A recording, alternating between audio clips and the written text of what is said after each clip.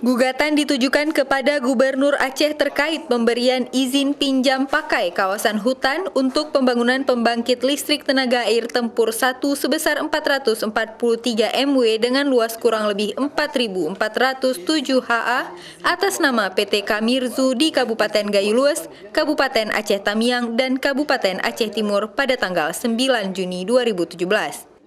Beberapa alasan gugatan yang dilayangkan Walhi antara lain, Gubernur Aceh dinilai telah melampaui kewenangan kewajiban hukum yang tidak dipenuhi oleh PT Kamizu, adanya cacat yuridis dalam penerbitan beberapa keputusan dalam satu keputusan, tidak adanya rekomendasi dari Bupati Aceh Timur, serta area IPPKH yang berada dalam kawasan zona patahan aktif.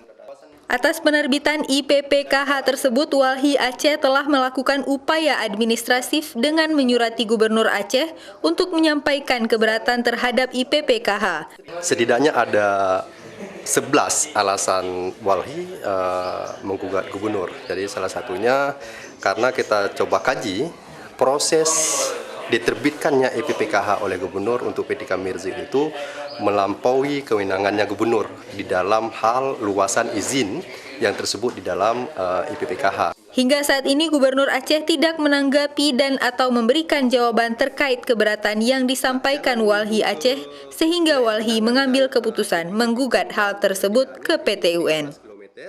Saat ini sendiri kondisi di lapangan tempat yang rencananya akan dibangun PLTA tersebut belum adanya aktivitas pengerjaan maupun upaya relokasi masyarakat satu desa yang terdampak ke wilayah lainnya. Syahril, Kompas TV, Banda Aceh.